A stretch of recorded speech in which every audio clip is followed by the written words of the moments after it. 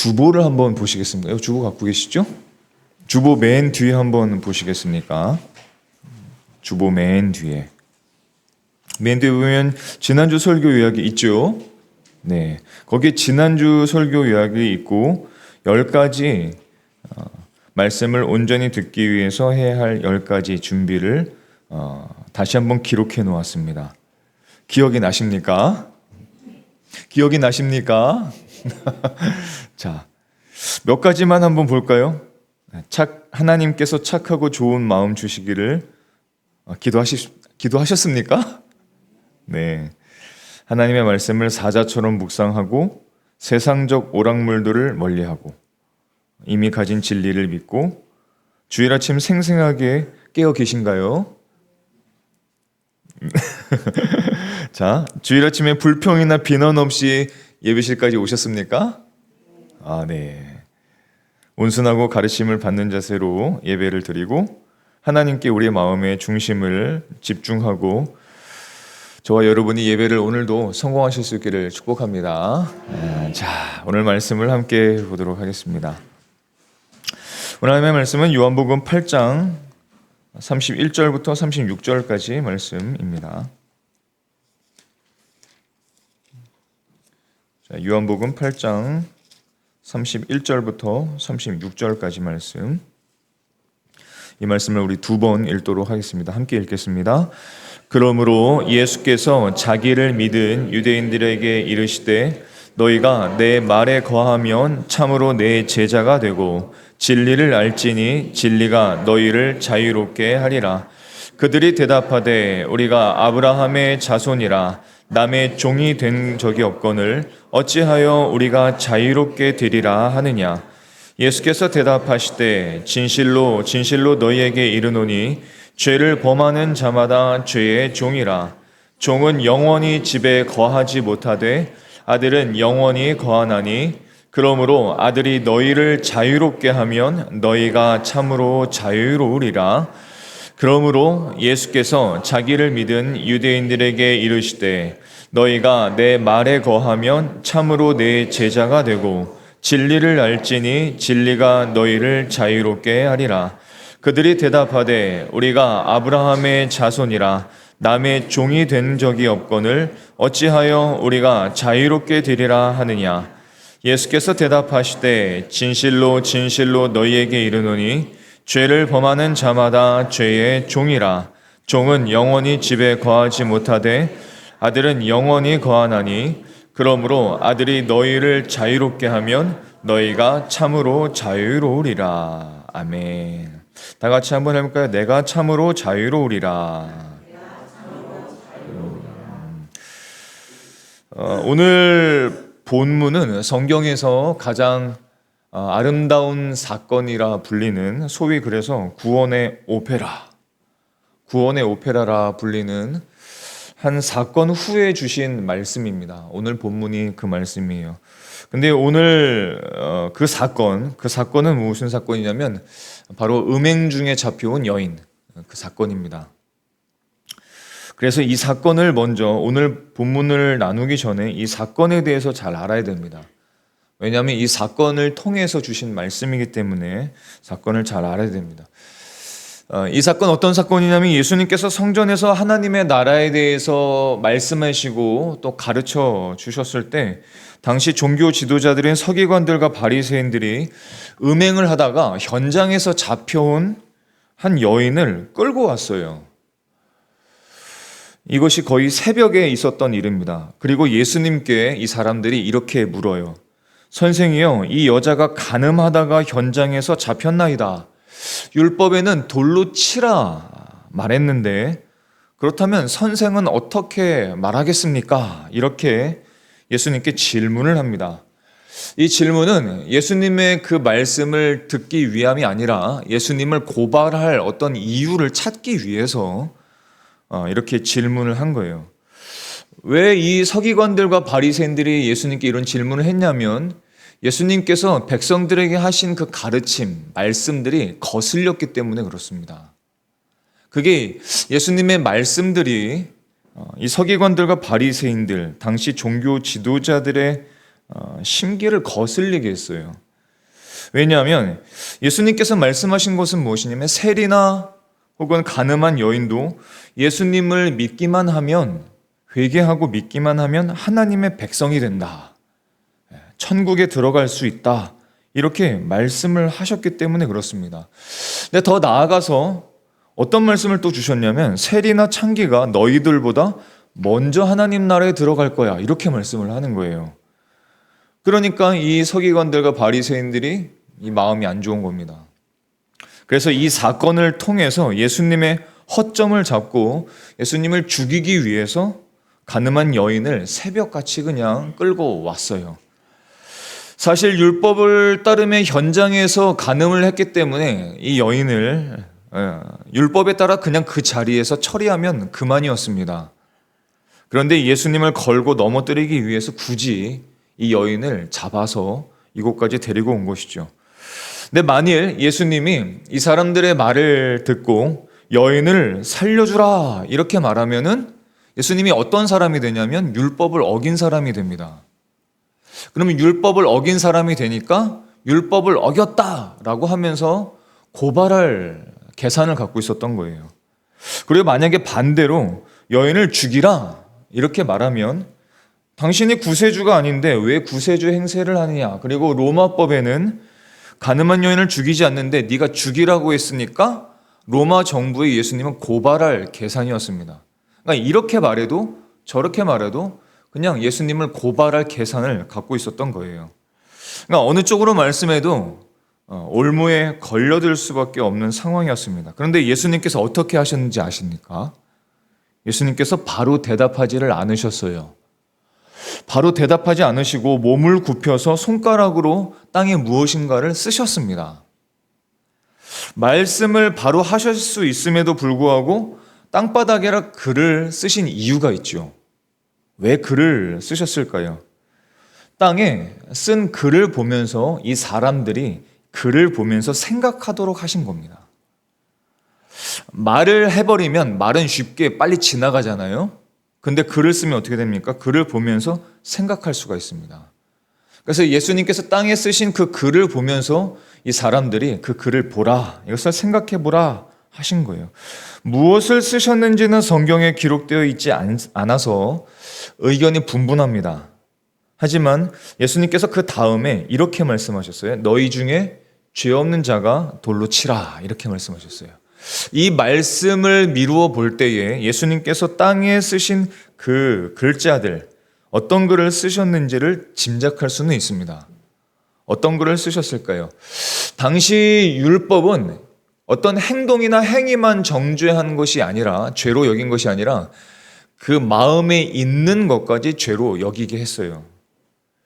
주님은 아마도 이렇게 쓰셨을 것 같습니다. 여자를 보고 음욕을 품은 자는 간음한 자요, 남을 미워하는 자는 살인한 자요, 남의 것을 탐하는 자는 도둑질한 자요, 이렇게 쓰셨을 것 같습니다. 이 글을 보니까 사람들이 어떻게 해요? 다 마음의 양심의 가책을 느끼게 되죠. 이렇게 말씀하면은 죄를 안 저지른 사람이 있어요, 없어요? 아무도 없습니다. 모두가 다 죄인이니까 양심의 가책을 느낄 수밖에 없죠. 그래서 그 자리를 다 피하게 됩니다. 그리고 나서 예수님께서 이 여인에게 이렇게 말씀을 하셨습니다. 나도 너를 정죄하지 아니하노니 가서 다시는 죄를 범하지 말라라고 이렇게 말씀을 하셨어요. 예수님께서 그녀에게 자유를 주셨죠. 용서하시고 그녀에게 자유를 주셨습니다. 그리고 죄를 범하지 말라라고 하신 것은 죄의 종으로 살지 말고 이제는 자유하게 되었으니까 자유자의 삶을 살아라, 이렇게 말씀을 하신 겁니다. 이게 왜 중요할까요? 이게 저와 여러분에게 주시는 말씀이기 때문에 그렇습니다. 내가 너를 용서하니 죄의 종으로 살지 말아라, 자유자의 삶을 살아라, 이렇게 우리에게 말씀을 하고 계신 겁니다. 그리고 이 진리를 예수님을 따르기로 시작한 유대인들에게 이 사건을 통해서 유대인들에게 이 말씀을 하셨어요. 그것이 오늘 본문입니다. 그런데 예수님께서 이 사건을 통해서 유대인들에게 말씀을 주셨을 때 이 유대인들의 반응을 한번 잘 보십시오. 자, 우리 31절부터 33절까지 말씀을 한번 보시고 예수님께서 유대인들에게 무슨 말씀을 하셨는지 그리고 유대인들의 반응이 어떤 반응인지를 한번 보십시오. 한번 읽어보겠습니다. 시작. 그러므로 예수께서 자기를 믿은 유대인들에게 이르시되 너희가 내 말에 거하면 참으로 내 제자가 되고 진리를 알지니 진리가 너희를 자유롭게 하리라. 그들이 대답하되 우리가 아브라함의 자손이라 남의 종이 된 적이 없거늘 어찌하여 우리가 자유롭게 되리라 하느냐. 아멘. 자, 예수님께서 이 여인의 사건을 통해서 모든 사람들이 사실은 다 죄인이다.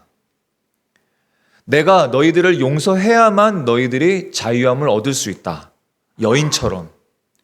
이렇게 말씀을 하셨는데 이 유대인들의 반응이 어때요?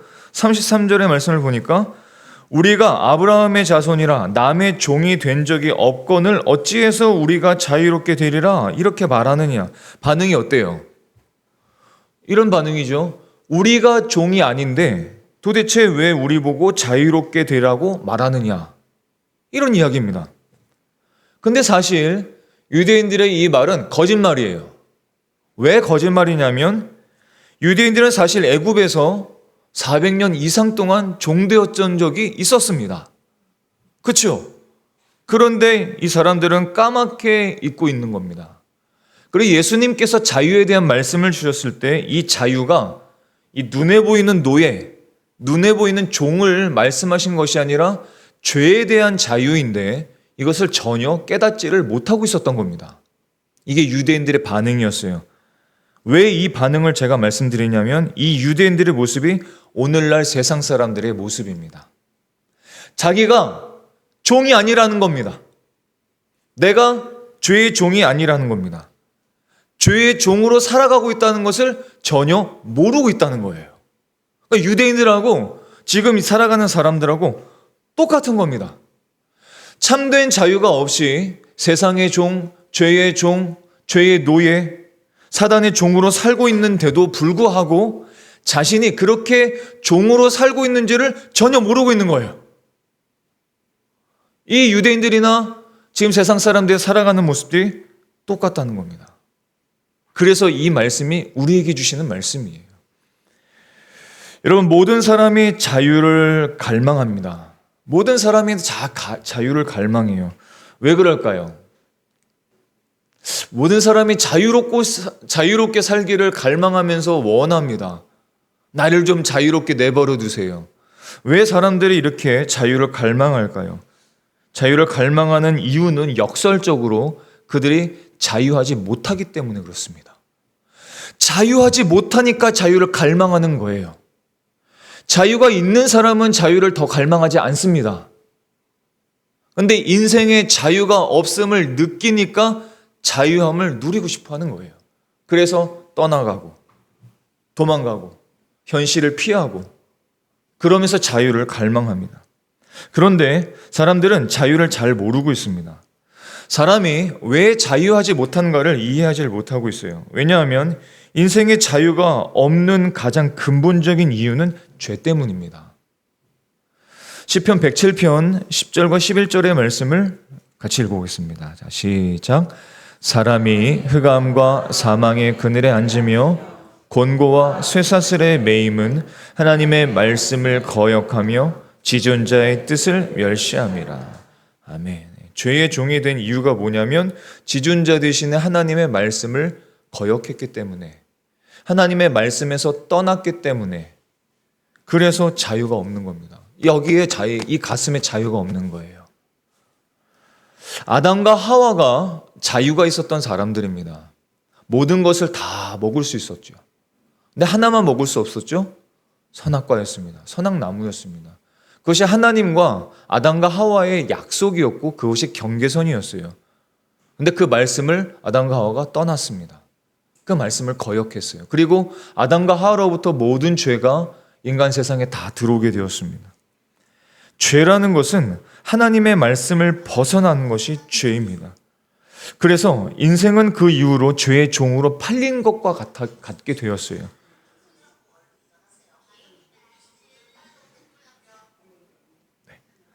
자, 로마서 7장 14절의 말씀을 같이 한번 읽어보겠습니다. 자, 시작. 우리가 율법은 신령한 줄 알거니와 나는 육신에 속하여 죄 아래에 팔렸도다. 육신에 속하여 죄 아래에 팔렸도다. 사도 바울이 모든 인생을 대변해서 이렇게 이야기를 하는 겁니다. 죄 지은 모든 사람이, 죄 가운데 있는 모든 죄인이 마치 죄 아래에 팔린 사람들이라는 것이죠. 사람들은 이렇게 생각을 합니다. 죄를 짓는 것과 안 짓는 것이 내 선택이라고 생각해요. 그렇지 않으십니까? 죄를 짓는 것도 죄를 안 짓는 것도 죄를 끊는 것도 내가 선택할 수 있다고 여겨요. 하지만 이것은 착각입니다. 인간의 삶이 굉장히 겉으로 보이기에는 화려해 보이고 또 그 화려함을 많은 사람들이 쫓아가면서 살고 있습니다. 그럼에도 불구하고 많은 사람들은 죄의 노예로 살아가고 있어요. 오늘 34절의 말씀을 보면 이렇게 말씀하세요. 예수께서 대답하시되 진실로 진실로 너에게 이르노니 죄를 범하는 자마다 죄의 종이라. 죄의 종이 누구라고 말씀하세요? 죄를 범하는 자마다. 우리 가운데 죄를 한 번도 안 저지른 사람이 있을까요? 없습니다. 죄를 한 번이라도 저지른 사람은 죄의 종이라고 주님께서 이렇게 말씀하신 거예요. 이것이 인간의 실존이라는 겁니다. 인간의 본성이에요. 이 사람들이 죄를 짓는 이유는 죄의 종이라는 것이죠. 이것을 잘 보여주는 동화를 오늘 제가 하나 소개시켜 드릴게요. 안데르센의 잔혹 동화 중에 빨간 구두라는 것이 있습니다. 아시는지요? 빨간 구두라는. 우리나라에는 분홍신으로도 처음에 소개가 되었지만 그 원제는 빨간 구두입니다. 빨간 구두의 내용은 이렇습니다. 홀 어머니와 함께 사는 한 가난한 여자아이가 있어요. 카렌이라고 합니다. 이 아이가 신발 하나 살 돈이 없었어요. 그런데 동네에 구두방 주인이 이 아이를 딱하게 여기고 그 가게에 팔리지 않던 빨간 구두를 이 아이에게 선물해 주었습니다. 빨갛고 예뻐요. 얼마나 예뻤겠어요. 그래서 이 아이가 얼마나 좋았겠습니까? 자, 그런데 그 기쁨도 금방 지나가 버리고 카렌의 엄마가 병을 앓고 있었는데 엄마가 죽습니다. 그리고 장례를 치르는데 검은 구두가 없으니까 이 예쁜 빨간 구두를 신고 장례를 치렀어요. 자, 그런데 길을 지나가던 할머니 한 분이 이 빨간 구두를 신는 아이 카렌을 보고 불쌍히 여겨서 그 아이를 키우기로 합니다. 그런데 이 할머니가 교회에 다니는 분이세요. 그래서 카렌이 교회 갈 때에도 항상 이 빨간 구두를 신고 교회를 갔습니다. 근데 할머니가 이 아이를 보니까 맨날 빨간 구두만 신고 오니까 좀 더 단정하게 신고 예배를 드릴 수 있도록 검정 구두를 하나 사 하면서 돈을 줘요. 그래서 구두방에 갑니다. 구두방에 갔는데 카렌의 시선을 끄는 건 역시 또 예쁘고 아름다운 화려한 빨간 구두였어요. 그래서 검은 구두를 샀다고 거짓말을 하고 빨간 구두를 사버립니다. 근데 할머니가 눈이 나쁘니까 이게 검정색인지 빨간색인지 알아보질 못해요. 예배를 마쳤습니다. 그런데 예배를 마치고 나오는데 자기가 의도하지 않는데 저절로 춤을 계속 덩실덩실 막 추는 겁니다. 빨간 구두를 신고. 사람들이 막 놀라서 달려들어서 이 신을 억지로 벗기니까 춤이 그제서야 멈춰섰습니다. 굉장히 무서웠겠죠. 그래서 이 집에 돌아가서는 다시는 이 신을 신지 말아야지 이렇게 결심을 하고 신발장 한 구석에 이 빨간 구두를 처박아 뒀습니다. 자, 그런데 얼마 후에 무도회가 열려요. 무도회에 검정 구두가 어울릴까요? 빨간 구두가 어울릴까요? 이 빨간 구두를 꺼내서 다시 신었습니다. 근데 이 빨간 구두를 신고 춤을 추기 시작했더니 춤이 너무 잘 춰지는 거예요. 너무 잘 춰지고 박수를 사람들이 막 치기 시작하고 그 무도회에 온 남자 아이들과 남자 청년들이 모두 카렌에게 시선을 떼지를 못합니다. 그래서 막 계속 춤을 춥니다. 그런데 문제가 생겼어요. 문제가 뭐예요? 춤이 멈춰지지를 않았던 겁니다. 춤을 계속 춰요. 그래서 너무 힘드니까 이것을 좀 벗고 싶은데 아무리 벗기려고 해도 벗겨지질 않는 겁니다. 계속 춤을 춥니다. 계속 춤을 춰요. 밤낮 없이 계속 춤을 춥니다. 춤을 추고 싶지 않은데 계속 춤을 춰요. 자, 그런데 중간에 문제가 하나 생겼습니다. 문제가 무엇이 생겼냐면 이 카렌을 거두었던 할머니가 아팠었는데 이 할머니도 숨을 거두고 말아요. 죽습니다. 그런데 카렌은 장례를 치르지도 못하고 계속해서 춤을 춥니다. 멈추질 못해요. 자, 그렇게 계속 춤만 추다가 온몸이 완전히 만신창이가 되었을 때 한 오막살이에 겨우 가게 되었는데 그 집에 누가 있었냐면 사형수의 목을 치는 사형 집행관이 살고 있었습니다.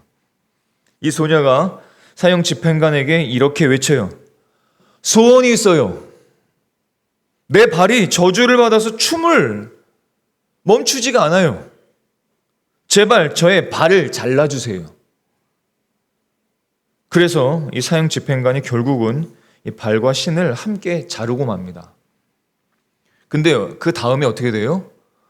이 신발이 죽질 않고 발을 매단 채 계속 춤을 추면서 카렌 곁에서 맴돕니다. 카렌이 서서히 미쳐가고 결국은 스스로 목숨을 끊고 맙니다. 이게 동화예요. 안데르센이 이 동화를 통해서 보여주고 싶었던 것은 인간의 본성이었습니다. 탐심, 탐욕, 욕망을 향한 사람들의 이 죄성, 빨간 구두를 신는 것처럼 멈추질 못하고 죄와 사망을 향해서 달려가는 우리의 인생, 그 본성을 보여주고 있죠. 죄의 종이 된 인생은 근본적으로 자유할 수가 없습니다. 죄에서 완전히 자유함을 얻은 후에야 자유자의 삶을 살 수 있죠. 그래서 세상은 굉장히 오래전부터 노력해 왔어요. 어떤 노력을 했냐면 고행을 많이 하기도 하고 철학을 만들어서 철학을 따지고 철학을 한번 지켜보기도 하고 과학을 굉장히 진보시켜서 과학이 많이 발전되면 우리의 삶이 편안해지고 편리해지니까 이 죄된 삶에서 좀 자유하게 되겠지 했습니다. 그런데 그렇게 아무리 노력해도 자유자가 될 수가 없는 거예요. 왜요? 그런 것들은 근본적으로 죄를 해결할 수 없기 때문에 그렇습니다. 또한 지속적으로 자유자의 삶을 살 수 있는 능력이 우리 인간에게는 없기 때문에 그렇다면 어떻게 해야 인생은 정말로 자유를 얻고 살아갈 수 있을까요? 그것을 오늘 우리에게 말씀하고 있는 것입니다. 요한복음 8장 36절의 말씀을 우리 같이 한번 읽어보겠습니다. 자, 시작. 그러므로 아들이 너희를 자유롭게 하면 너희가 참으로 자유로우리라. 아멘. 이 아들이 누굽니까? 예수님이십니다. 예수님이세요. 예수님께서 십자가로 우리의 죄를 용서하시고 자유케 하셨음을 믿고 그 예수님을 바라보면서 믿음의 눈으로 바라보면서 살 때 자유자로 살 수 있게 되는 것입니다. 주님께서 이 땅에 오신 이유가 바로 그 목적이시죠. 우리를 죄로부터 자유케 하시기 위해서 이 땅에 오신 것입니다. 세상 사람들은 자유를 오해합니다. 어떻게 오해하냐면 내 마음대로 사는 것을 자유라고 생각해요. 내가 가고 싶은 곳에 가고 내가 하고 싶은 것을 하고 내가 원하는 것을 얻고 이것을 자유라고 생각합니다. 하지만 그것은 진짜 자유가 아니에요. 정말 그런다고 자유를 느껴보신 적 있으신지요? 이 가슴을 파고드는 진짜 참된 평강과 기쁨과 자유를 그것을 통해서 얻어보신 적이 있으신지요? 아무도 그 질문에 대답을 하지 못하실 겁니다. 죄의 종이 되어서 삶이 엉망이 된 것처럼 죄로부터의 자유가 생겨야 인간의 삶이 회복되고 자유를 얻을 수 있는 것입니다. 그래서 주님께서 자유를 우리에게 주시기 위해서 어떻게 하셨어요? 스스로 십자가에 매달리셨습니다. 그리고 우리가 받을 죄의 저주를 대신 받으셨어요. 갈라디아서 3장 13절의 말씀을 이렇게 말씀합니다. 그리스도께서 우리를 위하여 저주를 받은 바 되사 율법의 저주에서 우리를 속량하셨으니, 구원하셨으니 기록된 바 나무에 달린 자마다 저주 아래 있는 자라. 히브리서 2장 14절과 15절에서는 이렇게 말씀합니다. 자녀들은 혈과 육에 속하였음에 그도 또한 같은 모양으로 혈과 육을 함께 지니심은, 즉 예수님께서 인간의 모습을 입고 이 땅에 오심은 죽음을 통하여 죽음의 세력을 잡은 자 곧 마귀를 멸하시며 또 죽기를 무서워함으로 한평생 모여 종노릇하는 모든 자들을 놓아주려 하였습니다. 우리를 자유케 하시기 위해서 예수님께서는 이 땅에 오셨고 십자가를 지시고 그의 보혈을 다 흘리시고 죽으신 것입니다. 그리고 부활하신 겁니다. 예수님의 이 십자가 사건이 나와 아직 관련이 없다면, 저 십자가가 나를 위한 십자가라고 믿어지지가 않는다면 아직 그 사람은 자유자가 아니라 죄의 종이라는 거예요. 하지만 이 세상에서 어떻게 살든지 간에 저 십자가가 나를 위한 십자가임을 믿는 사람은 이 세상의 모습과 상관없이 자유자의 삶을 얻은 것입니다. 예수를 믿어 자유자가 되었다면 자유자의 삶을 살아가야 됩니다. 예수님께서도 그 음행 중에 잡힌 여인에게 용서를 선언하시고 이제 다시는 가서 죄를 범하지 말라라고 말씀하신 것은 자유를 얻었으니까 이제 마음대로 살아 이렇게 말씀하신 것이 아니라 진짜 자유자의 삶을 계속 살아야 돼 이렇게 말씀하신 건 아니겠어요? 그리고 그것이 바로 저와 여러분에게 기대하시는 겁니다. 저 십자가 때문에 우리를 구원하셨고 우리에게 자유를 주셨다면 그리스도인 우리는 정말 그 우리에게 주신 자유를 만끽하면서 누리면서 살아갈 수 있어야 되는 것이죠. 그것이 우리에게 기대하는 주님의 기대입니다. 근데 문제가 무엇이냐? 우리는 너무 연약해서 그 자유를 누리질 못해요. 그리고 방종의 삶을 살 때가 많습니다. 그래서 우리에게 누가 오셨습니까? 성령님께서 오신 거예요. 우리의 연약함을 도우셔서 우리에게 주신 참된 자유를 누리고 기쁨을 누리고 평강을 누리며 살아갈 수 있도록 그것을 우리에게 도와주시기 위해서 성령님께서 우리에게 오신 것입니다. 누가복음 4장 18절 말씀을 같이 읽어보겠습니다. 시작.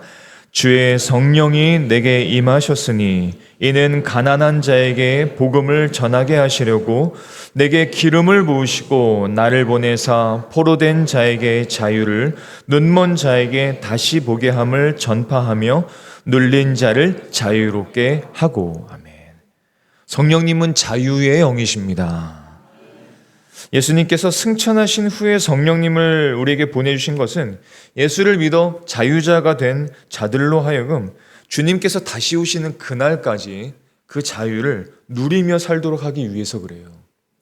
왜냐하면 역설적으로 이 세상에서 산다는 것은 많은 자유가 없는 삶을 산다는 것과 비슷하기 때문에 그렇죠. 이 세상에 속박된 삶에서 살다 보면 자유를 못 누립니다. 그래서 성령님께서 우리를 도와주셔서 참된 자유를 누리게 하시는 것이죠. 로마서 8장 1절로부터 2절까지 우리에게 이렇게 말씀하십니다. 그러므로 이제 그리스도 예수 안에 있는 자에게는 결코 정죄함이 없나니 이는 그리스도 예수 안에 있는 생명의 성령의 법이 죄와 사망의 법에서 너를 해방하였습니다. 고린도서 3장 17절의 말씀을 보면 주의 영 성령님이 계신 곳에는 자유가 있느니라 하셨습니다. 여러분 안에 성령님이 계시다면 여러분은 자유를 누릴 수 있는 사람들입니다. 자, 그래서 이 자유자의 삶을 우리가 일상에서 살기 위해서 몇 가지를 기억하고 싶습니다. 첫 번째 무엇이냐면 주님께서 우리에게 주신 용서의 이 약속을 신뢰하시는 겁니다. 자유를 누리며 살기 위해서 먼저 예수님은 십자가에서 나의 모든 죄와 허물을 대신 담당하셨다. 그것을 믿음으로 보는 거죠. 그리고 내가 죄와 허물이 있을 때에 그것을 하나님 앞에 회개하는 것입니다. 사도 바울이 이 사실을 분명히 알았기 때문에 자유자의 삶을 살 수 있었어요. 사도 바울의 고백을 한번 들어보시겠습니까? 갈라디아서 2장 21절의 말씀 같이 한번 보겠습니다. 자, 시작.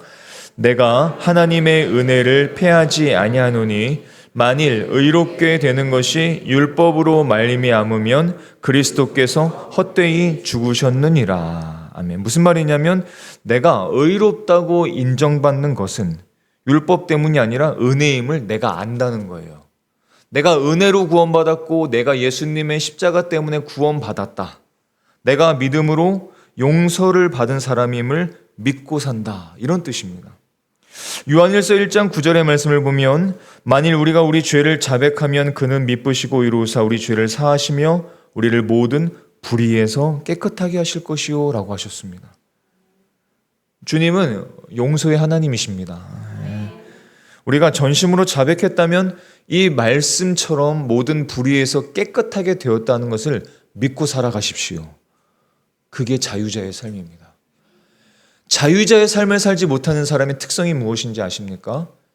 예수님께서 저 십자가에서 행하신 것을 신뢰를 못하는 거예요. 내가 과연 용서를 받았을까? 내가 이렇게 죄를 저질렀는데, 내가 이렇게 살아가고 있는데, 내가 이렇게 엉망인데 하나님이 나를 사랑하실까? 나를 용서하실까? 의심하는 겁니다. 그럼 어떻게 돼요? 자유가 없는 겁니다, 여기에. 자, 따라서 한번 해볼까요? 나는 죄에 대해서 죽었습니다. 나는 의에 대해서 살았습니다. 이거를 한 주간 살 때 삶의 현장에서 고백해야 됩니다. 그래야 그 현장에서 자유자의 삶을 사는 거예요. 여러분, 주일날 들었던 이 말씀 정말 중요하죠. 근데 이 말씀을 듣고 이 말씀을 믿는 것도 중요합니다. 이 말씀을 믿고 이해하는 것도 중요하고 깨닫는 것도 중요해요. 그런데 이 말씀을 한 주간 살면서 거기서 훈련하는 것이 더 중요할 수 있습니다. 이 말씀을 이해하고 깨달았고 믿지만 한 주간 살 때 실제로는 내가 이 약속을 믿질 않고 의심한다면 그 삶의 현장은 자유가 없는 거예요. 그렇지 않습니까? 주일날은 기뻤는데 한 주간의 삶을 살다 보니까 그것이 없어. 자유가 없어. 이유가 뭐예요? 예수님께서 갑자기 어디로 가신 겁니까? 하나님이 사라지신 거예요? 아니에요. 그 주일날 들었던 그 약속을 삶의 현장에서 신뢰하지 않기 때문에 그런 거예요. 내가 죄에 대해서 죽었고 하나님에 대해서 살았고 의에 대해서 살았다는 것을 삶의 현장에서 고백하고 선언하고 선포하고 살아가는 것. 그때 자유자의 삶을 살게 될 수 있을 줄 믿습니다. 이것이 바로 믿음 안에서 사는 거예요. 갈라디아서 2장 20절의 말씀을 같이 한번 보겠습니다. 시작. 내가 그리스도와 함께 십자가에 못 박혔나니 그런즉 이제는 내가 사는 것이 아니요 오직 내 안에 그리스도께서 사시는 것이라. 이제 내가 육체 가운데 사는 것은 나를 사랑하사 나를 위하여 자기 자신을 버리신 하나님의 아들을 믿는 믿음 안에서 사는 것이라. 아멘. 주님의 약속을 믿고 삶에서 선포하실 수 있기를 바랍니다. 자, 둘째로 기억할 것은 의의 종으로 살려고 해야 합니다. 자, 로마서 6장 13절로부터 14절까지 말씀은 새한글 버전으로 같이 한번 읽어보겠습니다. 자, 시작. 여러분 몸의 각 부분을 불의의 무기로 쓰이도록 죄에게 바치지 마십시오. 오히려 여러분 자신들을 죽은 사람들 가운데서 살아난 사람답게 하나님께 바치십시오. 여러분 몸의 각 부분을 의의 무기로 쓰이도록 하나님께 바치십시오. 정말이지 죄가 여러분의 주인 행세를 하지 못할 겁니다. 여러분은 율법 아래에 있지 않고 은혜 아래에 있기 때문입니다. 아멘. 죄가 우리들의 삶 속에서 주인 행세를 하려고 합니다. 그것이 한 주간의 여러분들의 삶이에요. 우리 안에 있는 이 죄성이라는 것이 우리를 하여금 자기가 주인 행세를 하고 우리를 어떻게 부리냐면 노예로 부리는 겁니다. 자꾸 그렇게 하려고 해요. 그때 어떻게 되냐면 이 말씀처럼 나의 육체의 이 부분들, 눈, 머리, 두뇌, 입술, 손과 발, 육체를 불의의 죄에 넘겨주지 않는 겁니다. 하나님께 드리려고 하는 거예요. 죄가, 허물이 마음속에 생겨날 수 있죠. 왜냐? 죄성 때문에. 그런데 죄를 짓는 것은 여기입니다. 그렇죠? 이것을 자꾸 죄에게 들여버리면 내가 죄의 종으로 살아가는 거예요. 자유자가 되었음에도 불구하고. 하나님께서 주신 자유를 방종으로 쓰는 겁니다. 그게. 그래서 로마서에서 말씀하는 거예요. 그래서 이 육체를 내 마음대로 쓰지 않고 자꾸 하나님께 드리는 겁니다. 입술을 자꾸 딴 거 말하지 말고, 욕하지 말고, 불평하지 말고, 불만을 터뜨리지 말고 찬양을 하는 거예요. 찬송을 드리는 거예요. 하나님의 말씀을 읽는 겁니다. 이게 하나님께 드리는 나의 입술이에요. 내 머리와 내 두뇌를 어디다 자꾸 쓰십니까? 내 손을 어디다 자꾸 쓰십니까? 내 발을 어디다 자꾸 쓰십니까? 왜 잠을 잡니까? 왜 먹습니까? 왜 일을 합니까? 왜 내 재능을 뽐댑니까? 하나님을 위해서.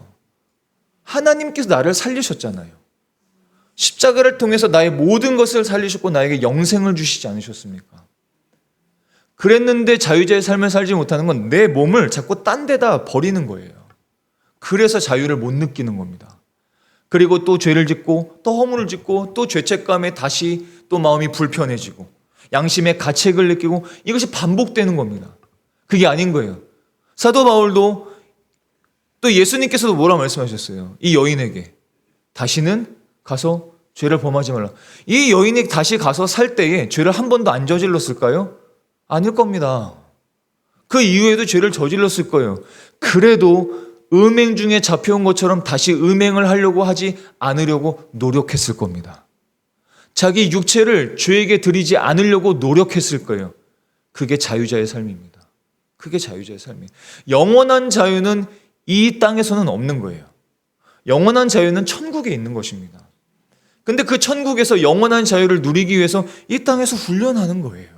그렇게 살아가는 것입니다.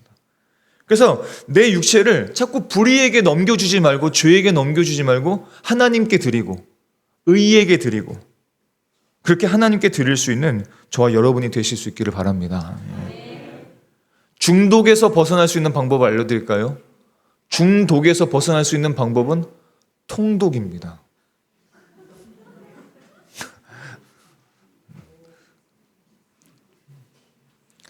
이런 언어 유희를 좋아하지만 중독에서 벗어날 수 있는 것은 내 노력이 아닙니다. 노력으로 중독에서 벗어난 사람이 있는지요? 아무도 없습니다. 하나님의 말씀을 통독하고 묵상하고 또 으르렁거리면서 먹고 성령의 생명수를 마시고 그렇게 해야 중독에서 벗어날 수 있는 거예요. 그것이 자유자의 삶입니다. 내 육체를 자꾸 죄의 무기로 내어주지 않고 하나님께 드리는 저와 여러분이 되실 수 있기를 바랍니다. 그래서 셋째로 말씀을 알아야 됩니다. 세상엔 거짓과 속임수가 가득해요.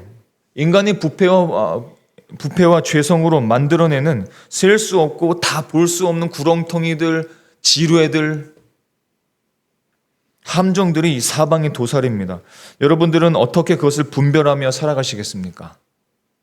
여러분, 잘 우리가 생각해야 됩니다. 똑같은 일상을 살아가기 때문에 답답한 게 아닙니다. 우리가 보통 자유롭지 못하다, 행복하지 못하다 할 때는 똑같은 일상을 패턴을 반복하기 때문에 답답하다, 힘들다라고 합니다. 아니에요. 그렇지 않습니다. 저를 한번 보세요. 저는 맨날 똑같은 삶을 살아갑니다. 맨날 교회에 있죠. 이렇게 산 지 20년째 되었습니다. 근데 저는 자유합니다. 똑같은 패턴으로 살아가는 것이 부자유스러운 게 아니에요. 맨날 똑같이 살아도 맨날 똑같은 패턴으로 계속 쳇바퀴 도는 삶을 살아간다 할지라도 그 말씀 속에서 살아가는 사람은 자유한 삶을 살아갈 수 있습니다. 여기에 자유가 있거든요. 그래서 똑같은 상황이 계속 되어지고 문제가 해결되어지지 않고 그냥 맨날 반복되어져 같은 것 같아 보여도 여기에 자유가 있고 평강이 있고 기쁨이 있기 때문에 세상을 보는 게 달라지는 거예요. 사람을 보는 게 달라지는 겁니다. 가치관이 완전히 달라져요. 그러면 똑같이 살아도 여기선 기쁨이 있는 것입니다. 그게 자유자의 삶이에요. 그래서 요한복음 오늘 8장 32절에서 이렇게 말씀하시죠. 진리가 알지니 진리가 너희를 자유롭게 하리라. 무엇이? 진리가 우리를 자유롭게 하는 거예요. 진리가 아닌 것은 항상 여러분들을 옥죄게 만들 겁니다. 사람들의 말, 사람들의 가르침, 세상 사람들의 교육, 세상 사람들이 말하는 그런 행복, 세상 사람들이 말하는 것들은 여러분들 항상 옥죄게 만들어요. 어떻게? 그것을 얻지 못하면 마치 안 되는 것처럼. 그렇죠?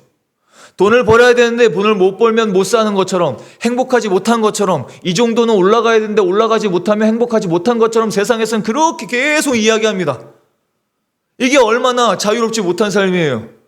이게 얼마나 부자유스러운 삶입니까? 여기까지 가야 행복한 것 같고 이것을 얻어야만 행복한 것 같은 것이, 그게 무슨 삶이에요? 그것이 무슨 자유입니까? 그건 자유가 아니에요. 세상이 말하는 자유는 진짜 자유가 아닙니다. 그게 뭐가 행복해요? 그거야말로 쳇바퀴 돌듯 살아가는 거 아니겠습니까?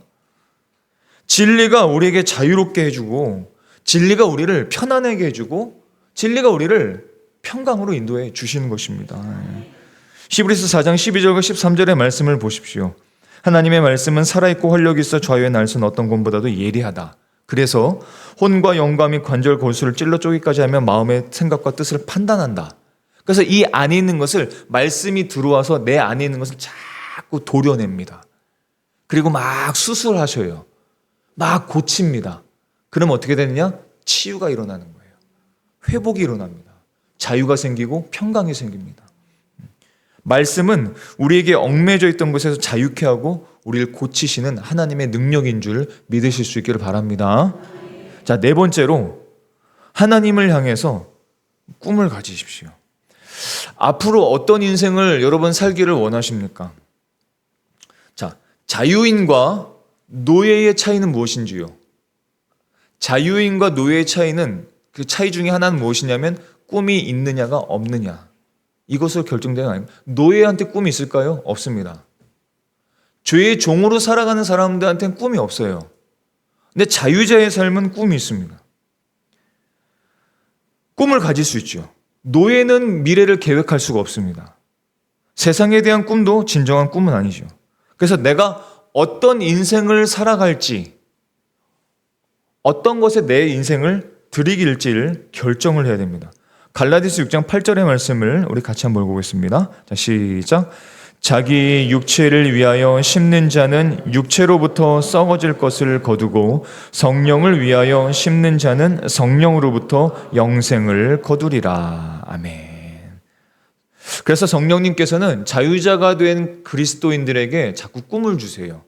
하나님에 대한 꿈도 주고, 교회를 세우고 교회를 섬기는 꿈도 주시고, 다른 영혼을, 그 이웃을 구원하는 꿈도 주시고, 나에게 주신 재능을 통해서 하나님 나라를 확장하고 싶은 꿈도 주시고, 나에게 주신 어떤 선물을 통해서, 혹은 재정이나 재물을 통해서, 재능을 통해서, 시간을 통해서, 내 육체를 통해서 하나님의 나라를 만들어갈 꿈을 자꾸 부어주십니다. 그때 그 꿈을 무시하지 마십시오. 성령님은 예수를 믿는 사람들에게 그 꿈을 자꾸 알려주세요. 말씀을 통해서, 혹은 성도와의 교제를 통해서 그 꿈을, 하나님의 꿈을, 우리가 품어야 될 꿈을 자꾸 알려주시는데, 어떤 사람은 그 꿈을 붙잡습니다. 꽉 잡아요. 그리고 그 꿈을 잡고 이루면서 나아갑니다. 자유자의 삶이죠. 근데 어떤 사람은 꿈은 들었어. 하나님 마음도 어떤 마음인지 알겠어. 근데 됐어. 이렇게 살아가는 거예요. 됐어. 그만하세요. 내 마음대로 살게요. 거기에 꿈이 있습니까? 아니요. 거기에 성취가 있습니까? 아니요. 거기에 열매가 있습니까? 아니요. 썩은 것만 거둔다고 갈라디아서는 말씀하는 겁니다. 주님께서 여러분들에게 꿈을 주실 때 그 꿈을, 하나님에 대한 꿈을 꾸시고 그 꿈을 잃지 않으실 수 있기를 바랍니다. 우리에게 빨간 구두의 아이와 같은 결말이 있어서는 안 됩니다. 오히려 처음에 말씀드렸던 음행 중에 잡혀왔던 여인처럼 용서를 받았다면, 또 구원을 받았다면 이제는 정말 자유자의 삶을 살아야 되지 않겠습니까? 신앙의 훈련이 필요합니다. 복음을 이해하고 복음을 믿는다고 다 끝나는 것이 아니에요. 자꾸 그것을 한 주간 살 때 시도하는 겁니다. 우리가 몇 가지를 나눴는데 그 몇 가지를 우리의 삶 속에서 계속 훈련하면서 시도해 보는 겁니다. 어려움이 생겼을 때 여러분들 죄 때문에 허물 때문에 죄책감에 쌓일 때 선포하세요. 나는 예수 안에서 자유자가 되었다. 나는 정죄함을 받지 않는 사람이 되었다. 그리고 죄를 지었을 때 하나님 용서해 주세요. 회개하고 내 육체를 위해서만 쓸 것이 아니라 영혼을 위해서 쓰고 하나님 나라를 위해서 쓰고 꿈을 위해서 쓴다면 저와 여러분의 삶은 자유를 누리는 자유자의 삶이 될 줄로 믿습니다. 예수님께서는 우리에게 참 자유를 주시기 위해서 오셨습니다. 예수를 믿는 사람은 자유자입니다. 죄에 대해서 죽은 사람입니다. 말씀을 가까이 하시고 자유자의 삶이 되실 수 있기를 예수님의 이름으로 축원합니다. 기도하시겠습니다.